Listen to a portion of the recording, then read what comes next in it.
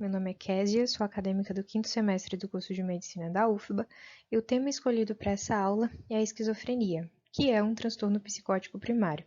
Portanto, irei começar essa aula explanando um pouco sobre a psicose. Então, é importante ressaltar que a psicose, ela é um quadro que não é específico e único da esquizofrenia. Outras doenças, como por exemplo aqui o distúrbio afetivo bipolar, o parto, as reações a alguns medicamentos, né, o parto aqui com a psicose puerperal, traumatismo cranioencefálico, álcool e outras drogas, algumas causas orgânicas como lúpus, hipertireoidismo, tumor cerebral e Alzheimer ali em sua fase em seu estágio mais avançado, também podem cursar com psicose. Então, a psicose nada mais é do que uma alteração do psiquismo. Isso vai levar, consequentemente, o paciente a ter uma perda de contato com a realidade, ou seja, o paciente passa a ter pensamentos, a ter ideias, a ter comportamentos que não são compartilhados pelas demais pessoas ao seu redor, comportamentos que muitas vezes não correspondem à realidade. E nós temos algumas características da psicose, duas das principais características são os delírios e as alucinações. Os delírios aqui que são alterações do conteúdo do pensamento, né? Então, a pessoa é uma ideia fixa e imutável, ou seja, por mais que você tente convencer o paciente de que aquele pensamento ele não corresponde à realidade, essa tentativa ela será frustrada porque ele acredita de fato, né, naquilo. Em partes porque pacientes psicóticos apresentam um certo prejuízo no insight, ou seja, eles têm uma dificuldade em aceitar e em reconhecer o seu estado mental, né? Eles perdem a capacidade crítica de compreender a sua situação. Nós temos também as alucinações, né? As alucinações, elas são alterações que vão envolver alguns dos nossos 5 sentidos. Geralmente, né, as mais comuns são alucinações visuais e as alucinações auditivas. Essas alucinações auditivas, elas aparecerão em forma de vozes, né, que provavelmente dão são vozes de comando para esse paciente, e além disso, essas vozes podem ainda conversar entre si. Um outro ponto também é o pensamento desorganizado. Você vai ter uma alteração aqui da forma desse pensamento, ou seja, quando você conversa com um paciente psicótico, a todo momento ele pode ser interrompido porque o pensamento não apresenta uma linearidade, em parte por causa de suas alucinações, né?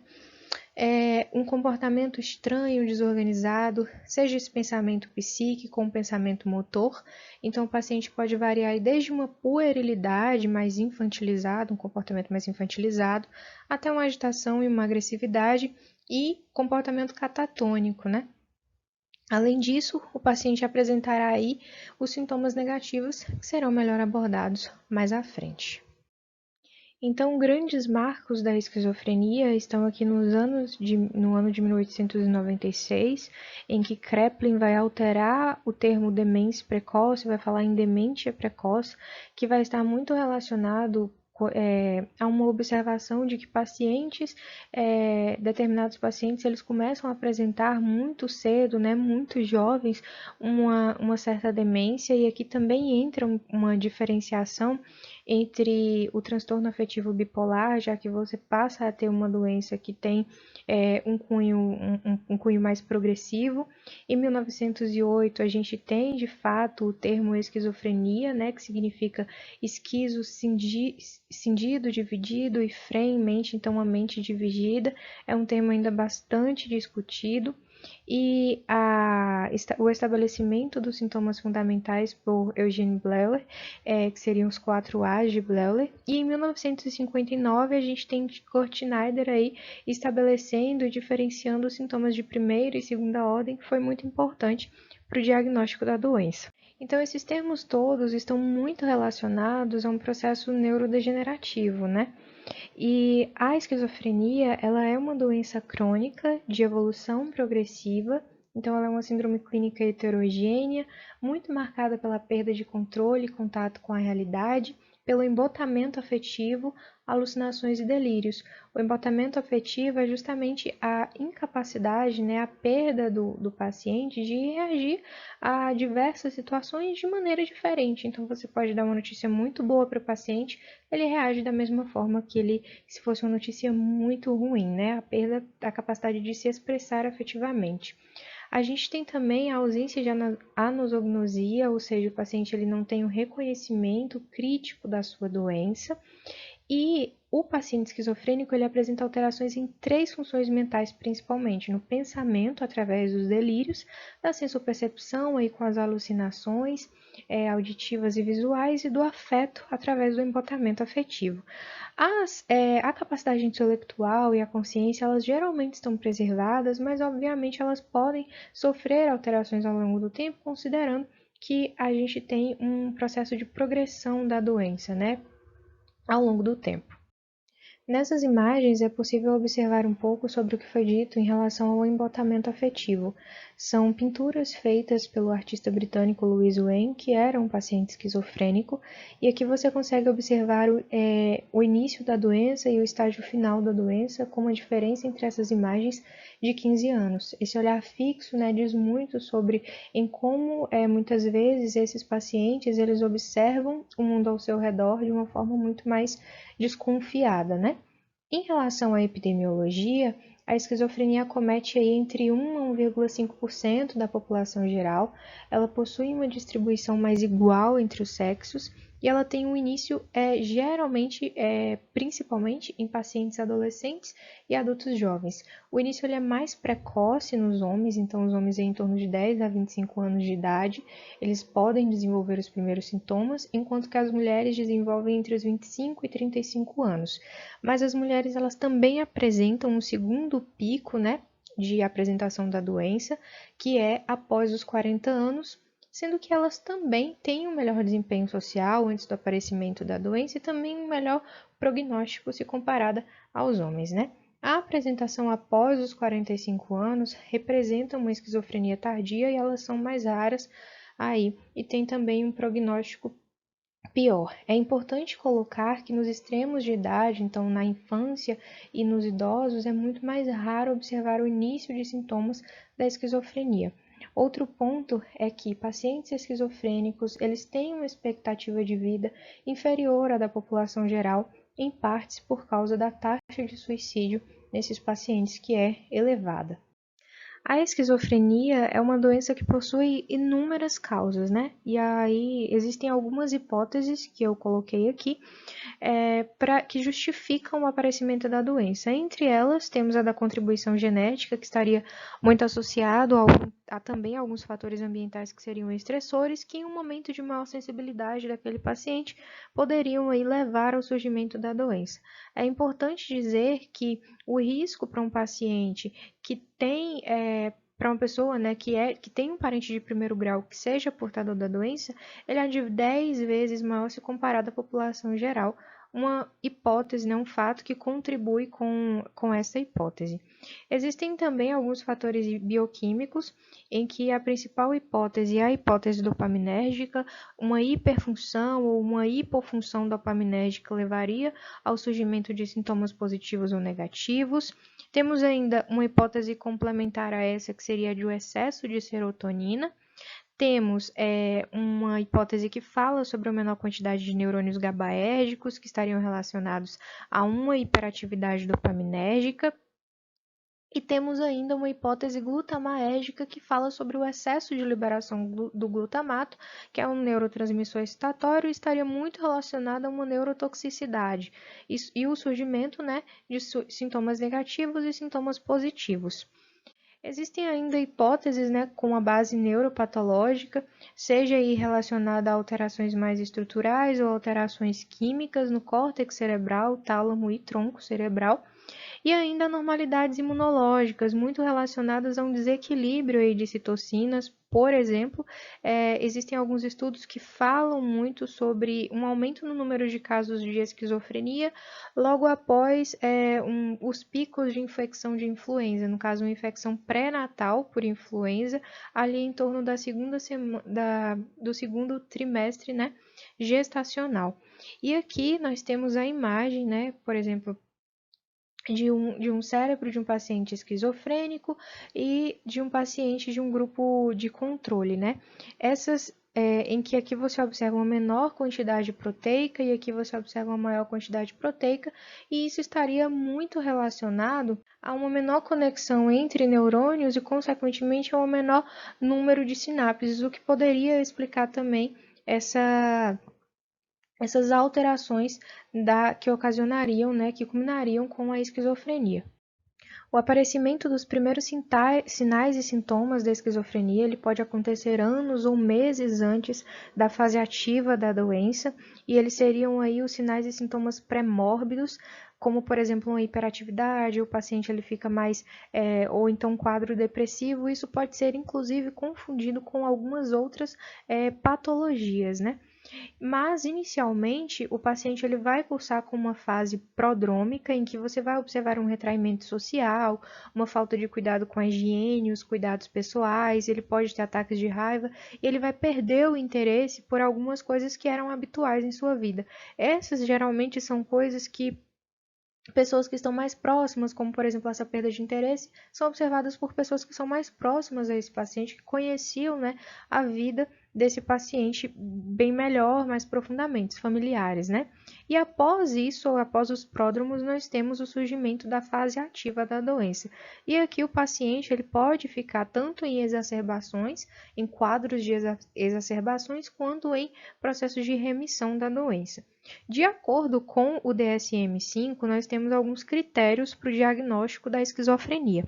O primeiro critério é o critério A. Ele fala sobre ser necessário ter 2 ou mais desses 5 sintomas listados aqui por um mês, por pelo menos um mês, considerando que, se esse paciente for tratado, esses sintomas podem durar menos, né? Sendo que pelo menos um desses 2 ou mais sintomas deve ser alguns desses em negritos, ou seja, um sintoma deve ser delírio, alucinação ou um discurso mais desorganizado. Mas nós temos também um comportamento amplamente desorganizado ou catatônico, por exemplo, aqui a gente fala muito na flexibilidade séria, o sinal do travesseiro, mas geralmente o paciente catatônico, ele pode apresentar aí, por exemplo, pode inclusive apresentar um quadro de desnutrição devido a não ingestão de alimentos adequadamente, uma questão tipo assim, não falar tanto, né? Mutismo é muito comum nesses pacientes catatônicos, assim como a gente pode apresentar, o paciente pode apresentar sintomas negativos,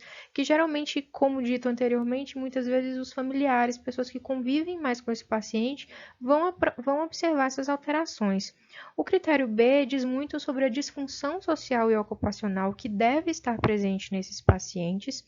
O C é que sobre o tempo, né, em que esses sintomas eles devem persistir aí por pelo menos 6 meses, e nesses 6 meses, um mês deve ser da forma aguda da doença, né? Então, um mês deve apresentar esses critérios presentes aqui no quadro A, como dito anteriormente. Além disso, é importante descartar transtorno de humor esquizoafetivo, descartar o uso de substâncias psicoativas ou outras patologias, e observar que em pacientes que tiveram diagnóstico de autismo na infância, o acréscimo de um diagnóstico de esquizofrenia, ele deve ser feito na presença de delírios ou alucinações e outros sintomas de esquizofrenias pelo tempo aí de um mês ou menos, se o paciente for tratado. Além disso, mesmo com essa gama de sinais e sintomas, é importante observar que nenhum deles são patognomônicos da esquizofrenia.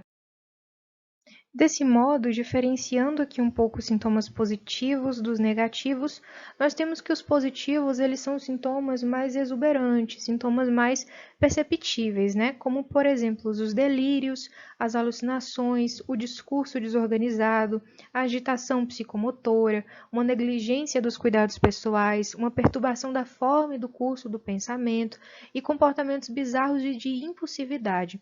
Já os sintomas negativos são aqueles sintomas que são mais percebidos por quem convive mais com esse paciente. Então, eles são sintomas que eles estão mais enrustidos nesse paciente, eles não são tão perceptíveis assim, como por exemplo, aqui nós temos a alogia, que seria aí uma diminuição da fluência, né, do pensamento. o embotamento afetivo, que é a grande marca da esquizofrenia, a abulia, que seria uma diminuição da vontade, uma diminuição do impulso, né, desse paciente, no caso dos sintomas negativos, a anedonia, que aqui no caso seria uma diminuição da capacidade hedônica, ou seja, do paciente de sentir prazer, uma pobreza do conteúdo, uma pobreza no conteúdo do pensamento e da fala, o isolamento social e o prejuízo do pragmatismo, da objetividade desse paciente. E é importante ressaltar que o paciente ele geralmente cursa inicialmente com sintomas positivos e depois ele chega aos sintomas negativos. O tratamento da esquizofrenia ele é feito principalmente com os antipsicóticos, os típicos e os atípicos. Os típicos são aqueles que vão agir em receptores dopaminérgicos D2, principalmente receptores nigroestriatais, enquanto que os atípicos não atuarão nesses mesmos receptores. É importante dizer que os atípicos eles não têm tantos efeitos extrapiramidais e eles têm uma melhoração aí nos sintomas negativos, enquanto que os típicos eles têm uma maior chance de efeitos extrapiramidais e eles acabam tendo uma melhoração nos sintomas positivos. Então, muitas vezes o paciente é tratado, os sintomas positivos melhoram, mas permanecem ali os sintomas negativos, né? E é muito importante tratar o paciente considerando que a esquizofrenia é uma doença de cunho progressivo, né? A gente tem aqui nos típicos o haloperidol, que é de alta potência, geralmente usado em pacientes em fase aguda, em alguma hospitalização, e o de baixa potência, como por exemplo a chlorpromazina, que tem uma ação mais sedativa, enquanto que nos atípicos a gente tem a clozapina, olozapina, quetiapina e risperidona. A clozapina ela vai apresentar um risco de agranulocitose maior, considerando então que esses pacientes vão apresentar maior risco de desenvolver algum tipo de infecção, enquanto que para todos os outros a gente também tem um risco aí de síndrome metabólica. É importante considerar que aqui, principalmente na fase aguda e também na fase de manutenção, haverá uma monoterapia aí, principalmente com os antipsicóticos atípicos, eles são a escolha, né? E é importante colocar também que a fase de manutenção, ela busca essa profilaxia de surtos e geralmente ela vai acontecer aí nos sintomas prodrômicos ou em períodos intercrises, né? E também há manutenção desse uso dos antipsicóticos por no mínimo 6 meses por via oral e geralmente após esse período há um ajuste, né? Uma revisão do tratamento do paciente. A psicoterapia é uma ferramenta extremamente importante, principalmente para os pacientes que têm um insight minimamente preservado, e a psicoeducação é uma arma fundamental para evitar a hospitalização desses pacientes. Lembrando que a hospitalização, a internação, ela é importante, considerando que muitos pacientes eles apresentam um risco, né, para si e para os outros. E aqui nós temos Nise da Silveira, que foi uma importante psiquiatra brasileira. Ela foi muito responsável, né, por uma mudança aí no tratamento dado, principalmente aos pacientes esquizofrênicos, oferecendo um tratamento muito mais humanizado e gerando, né, um processo aí de desconstrução de algumas práticas que eram utilizadas para o tratamento desses pacientes. O DSM-5 ele não traz mais a diferenciação de subtipos de esquizofrenia, mas o CID-10 ainda faz dessa maneira. Então, aqui nós temos a esquizofrenia paranoide, que é uma esquizofrenia mais clássica, em que você tem, né, a preservação da inteligência e do raciocínio do paciente, mas há também a presença de um delírio, que geralmente é autorreferente, um delírio de cunho mais persecutório, que a gente consegue observar nesse filme clássico, que é o filme Uma Mente Brilhante. Já a esquizofrenia hebifrênica, ela é mais, o paciente ele fica mais infantilizado. Você tem um paciente que é mais empobrecido cognitivamente falando e a presença de alucinações auditivas e visuais. Na esquizofrenia catatônica, a gente tem aí, né, o privilégio de sintomas motores, que vão variar desde a agitação até uma flexibilidade séria. Na esquizofrenia residual, nós vamos ter ausência de sintomas mais produtivos, então o paciente ele já vai ter sido tratado dos sintomas positivos, mas ele vai continuar aí com o que sobrou, digamos que seriam os sintomas negativos. Temos ainda do tipo indiferenciado, a esquizofrenia atípica, a simples, em que o paciente ele nem passa pela fase de sintomas positivos e já vai para os sintomas negativos, e aqui falando sobre a depressão pós-esquizofrênica, em que 25% dos pacientes passam por essa depressão, e isso aumenta o risco de suicídio, né? Em que 5 a 6% dos indivíduos com esquizofrenia, eles morrem por suicídio, então é importante ressaltar isso. Essas foram as referências bibliográficas utilizadas e muito obrigada pela atenção.